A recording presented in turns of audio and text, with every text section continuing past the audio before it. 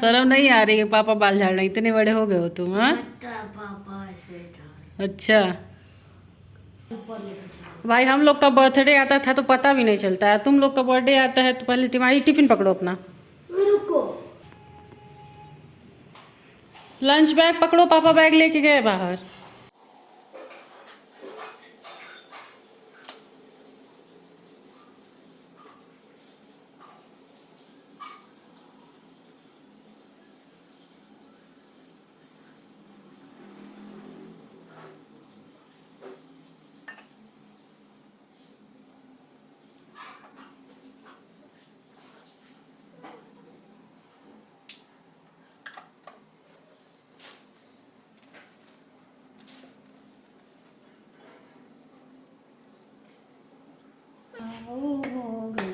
मेरे प्रभु जी अच्छे। यहाँ पे पूजा हो गया और प्रसाद सारा मैं इसमें रख देती हूँ क्योंकि प्रसाद ज़्यादा हो जाता है और ख़त्म होता नहीं है, इसलिए।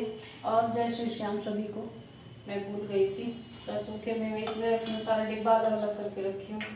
ये फ्रूट्स कटे, इसमें तुरंत खाया नहीं जाता है सुबह सुबह खाली पेट, तो शिवांश आते हैं तो खा लेते हैं सारा। और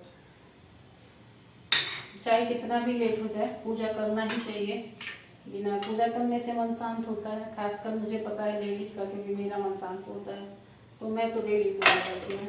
ये टिफिन मेरा रेडी हो गया, सारे बर्तन मिल जाते हैं और डेली भगवान को ऐसे ही भोग लगता है हमारे घर। अभी तो प्रभु जी और लोग आए हैं सेवा लेने के लिए, तो उन लोग को भी ऐसे ही भोग लगता है, ऐसे ही लगाते हैं और अच्छा लगता है भोग लगाना, हमें पूजा करना। तो चलिए फिर मिलते हैं थोड़ी देर में आप लोग। और आज नाश्ते में बना है पराठा सब्जी, और मैंने इसके साथ नमकीन लिया है, आलू गोभी की भुजिया सब्जी बनाई है जो मुझे बहुत टेस्टी लगती है। तो आइए आप लोग भी नाश्ता कर लीजिए, मैं जा रही हूँ नाश्ता कर। ये देखिए आज आपको मैं साड़ियों का कलेक्शन दिखा रही हूँ अपने। ये ग्रीन कलर साड़ी है मेरे पास, ये सब लोग आजकल खूब धूम मचाए हैं, पहन रहे हैं। ये वाली साड़ी मैं गाँव गई थी ना, तो सब घर पे पड़ी हुई थी लेके, मैं बोली क्या होगा ऐसे लेके चलेंगे तो पहन डालेंगे, ऐसे अच्छी लग रही है मुझे ग्रीन कलर। और आंचल पे ना ऐसे लटकना है, ये यहाँ पे कुछ का काम बोलते हैं, तो ये कुछ का काम ना मुझे साड़ी के आंचल पे बहुत अच्छी लगती है। तो अभी तो रेडीमेड मिल रहा है, लेकिन यहाँ सिल्क के साड़ी पे बनवाई जाती है। मेरी एक साड़ी सिल्क की है, गाँव रख के आ गई, उस पर मैंने बनवाया है, लेके आऊँगी। ब्लू कलर की है तो दिखाऊँ। एक ये साड़ी है और सब हल्की है, ये भी हल्की साड़ी है। और ये वाली साड़ी मेरी भाभी ने दिया था, मेरी भाभी दी थी, तो ये भी मुझे बहुत पसंद है। इसका आंचल कहाँ गया भाई? ये रहा इसका आंचल, ये इस पे भी दोनों तरफ है। तो ऐसे नहीं मुझे खूब ज़्यादा पसंद है, लेकिन ये हल्की साड़ी है ना, इसको संकटा माता का पूजा किया था तो चढ़ाया था, और ये मुझे अच्छी लगी, बहुत हल्की है। पूजा पाठ में बहुत मंदिर वंदिर जाइए तो अच्छा लगता है, तो ये मैं लेके आई थी। ये भी सिलवाना है, बताइएगा आप लोग कौन सी साड़ी मेरी सबसे अच्छी है, तो मैं वो सिलवा के रखूँगी त्यौहार पर पहनने के लिए। और एक ये साड़ी है, ये क्रीम कलर है, लेकिन मुझे अच्छी लगी क्योंकि ये भी हल्की है, बहुत हल्की नहीं लेकिन हल्की है, मतलब खाली ये बॉर्डर हल्का सा है और कुछ है नहीं। ये साइन बहुत कर रही है साड़ी, तो ऐसे वाली ये भी ऐसे आएगी, ये भी अच्छी लगी मुझे, तो मैं लेके आई। अभी इसको भी सिलवाना है, बताइए कौन सा पहले सिलवाऊँ, फिर वही सिलवाऊँगी मैं। बाकी त्यौहार में पहनना है। और ये वाली साड़ी मेरी ननद दी थी, तो उनको पता है ये सब कलर मेरे को अच्छा लगता है, तो दी थी। ऐसे देखिए, ऐसे वाला देखिए, इसमें कुछ का काम पूरे साड़ी के ना पूरे आंचल पे ही है, ऐसे ऐसे अच्छा लगता है।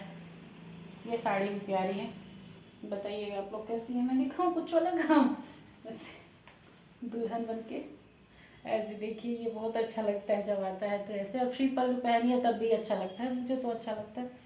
मैं साड़ियाँ कब पहनती हूँ, साड़ियाँ मेरे पास बहुत सारे हैं, बहुत सारे पड़े हुए हैं, घर पे भी है, 2 जगह के चक्कर में बहुत ज़्यादा हो जाता है। और ये मेरी फेवरेट कलर देखिए, हल्दी के गांठ वाला पीला साड़ी है ये, और ये ना मुझे बहुत पसंद आया।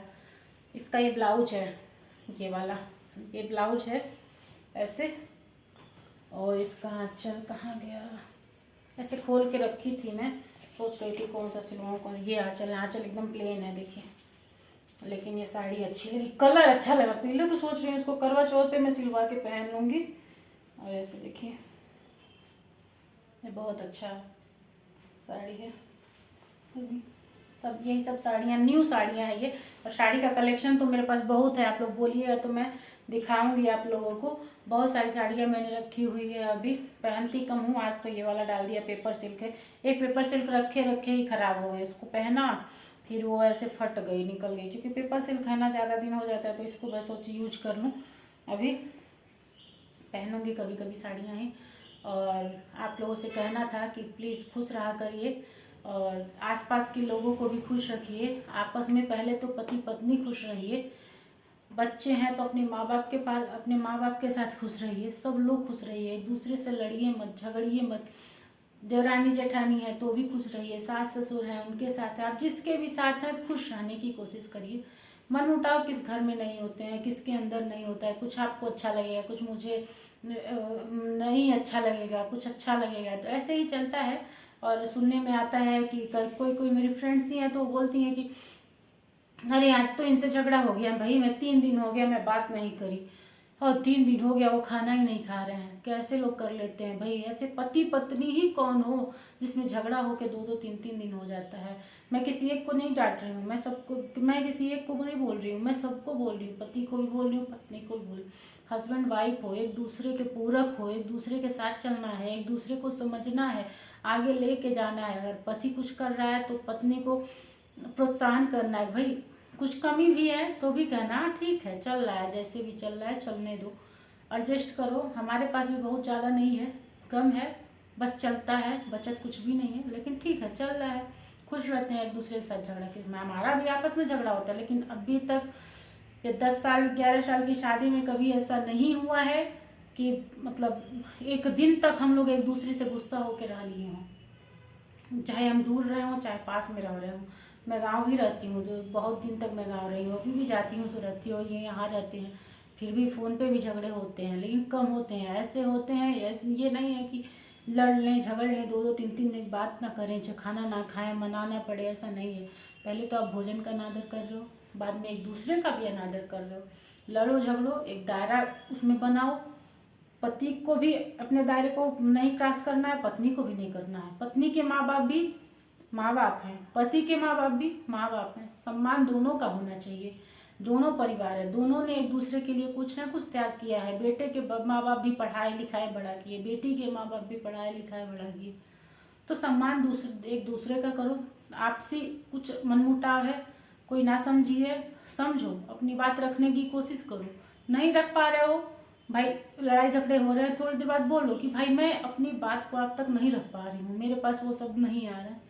या रख सकते हो तो अपनी बात प्रेम से रखो, प्रेम पूर्वक रहो, खुश रहो, अच्छे आदमी बनो। मैं अपने बेटे को हमेशा कहती हूँ, बेटा बड़ा आदमी बनना चाहे ना बनना, अच्छा आदमी बनना, भगवान जाने क्या होगा।